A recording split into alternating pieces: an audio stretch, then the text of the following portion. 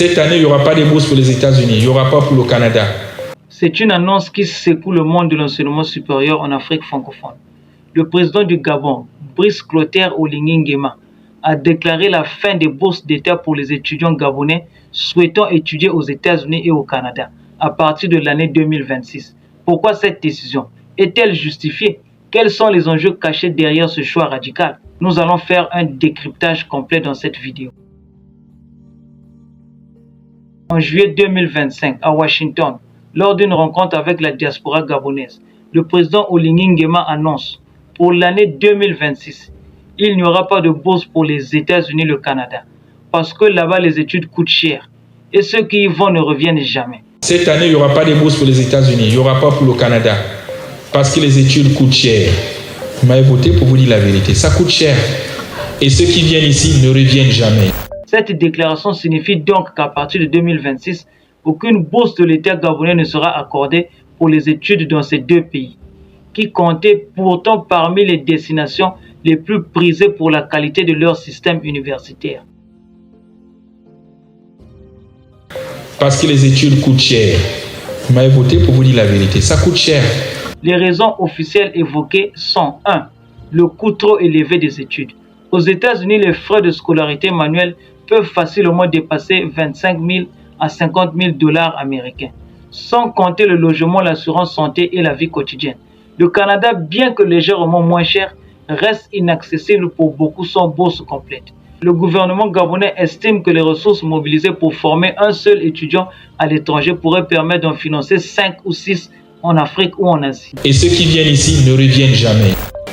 Ils ne reviennent jamais au pays. Deuxièmement, le non-retour des diplômés. Un argument central dans le discours du président est le phénomène de fuite des cerveaux. Beaucoup d'étudiants gabonais qui partent en Amérique du Nord restent sur place après leurs études, attirés par de meilleures conditions de vie, des opportunités d'emploi et une plus grande stabilité. Il va avoir son doctorat en médecine ou ailleurs, qu'est-ce qu'il fait? Il préfère travailler ici parce que ça paye mieux. C'est l'instinct de l'homme. Il veut vivre, on le paye mieux. Donc à quoi ça nous sert de donner des bourses à des Gabonais qui viennent ici, qui vont rester ici? Résultat, l'État gabonais finance des talents qui ne reviennent jamais contribuer au développement du pays. Le président a annoncé vouloir désormais privilégier les pays africains comme le Sénégal, réputé pour son excellence en sciences sociales, le Ghana qui offre un enseignement anglophone de qualité, ou encore le Maroc qui attire des milliers d'étudiants africains chaque année dans ses universités publiques et privées. On préfère donner la bourse à quelqu'un qui va au Sénégal, au Ghana, au Maroc, parce qu'on sait qu'ils vont revenir. L'objectif est de former localement à moindre coût, dans des contextes culturels et géopolitiques proches, tout en encourageant le retour au pays. Quelles sont les réactions du côté gabonais? Il y a d'une part des soutiens. Certains saluent une décision courageuse, patriotique et pragmatique. Elle permettrait de lutter contre le néocolonialisme éducatif et de recentrer la politique éducative sur les besoins réels du pays. Selon Focus Group Média, cette décision expliquée par le coût élevé des études dans ces nations et le phénomène persistant de fuite des cerveaux vise à optimiser l'investissement de l'État dans la formation de ses futurs cadres. Dépêche 241 cite le gouvernement qui a décidé de privilégier des destinations plus accessibles financièrement tout en renforçant l'offre d'enseignement supérieur au Gabon. Cependant, Focus Group Média explique clairement dans ses colonnes que la priorité sera désormais donnée aux étudiants souhaitant poursuivre leurs études dans les pays où les coûts sont plus abordables et où le taux de retour est jugé plus élevé. D'autres par contre critiquent. Des universitaires comme le professeur Pamphile Mébiane Akono dénoncent une fracture éducative en gestation.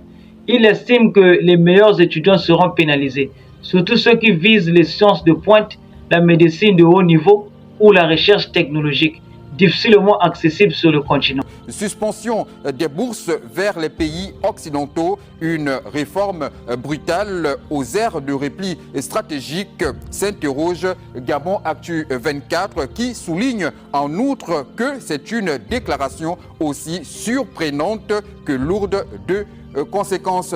Même tonalité pour Dépêche 241 qui évoque l'amélioration des conditions de vie des jeunes actifs au Gabon qui devrait interpeller le président gabonais plutôt que la suppression des bourses aux États-Unis ou au Canada. Pour Gabon Actu 24, de nombreux étudiants, parents et universitaires dénoncent une mesure prise sans concertation, sans préavis clair et sans étude d'impact. Le journal en ligne précise que le vrai défi n'est pas de fermer les portes aux étudiants, mais d'ouvrir les passerelles entre savoirs globaux et développement local.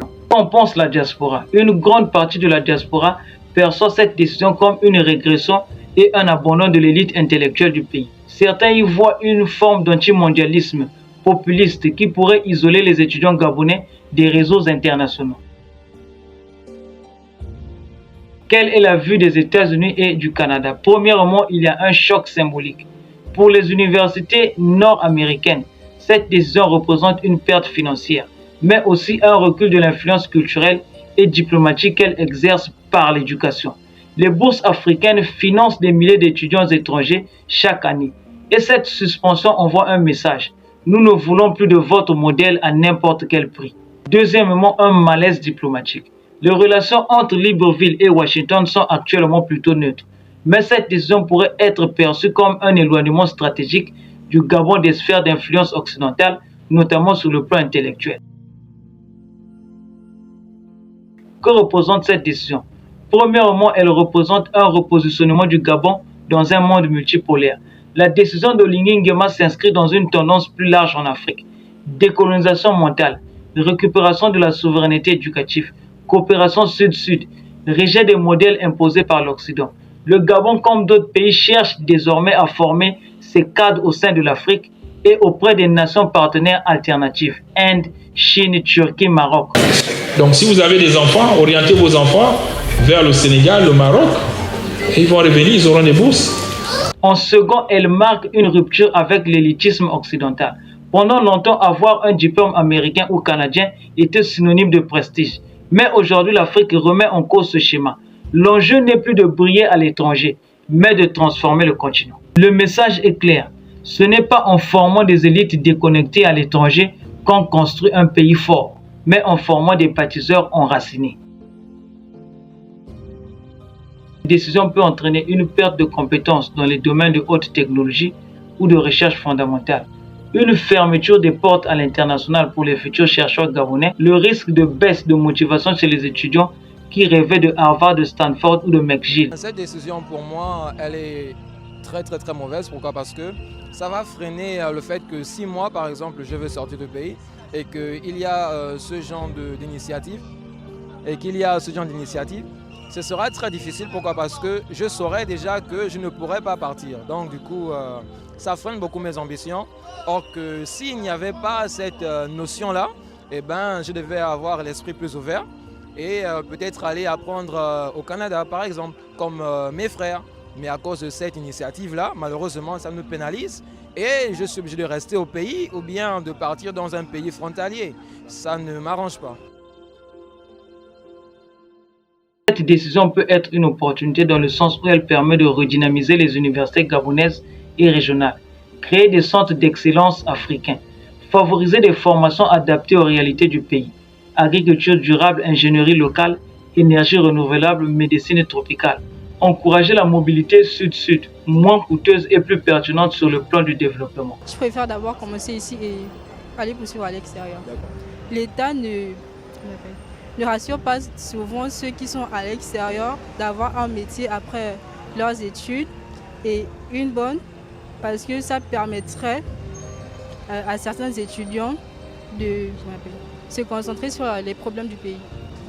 De base, je voulais aller au Sénégal, mais je préfère d'abord commencer ici et aller poursuivre au Sénégal.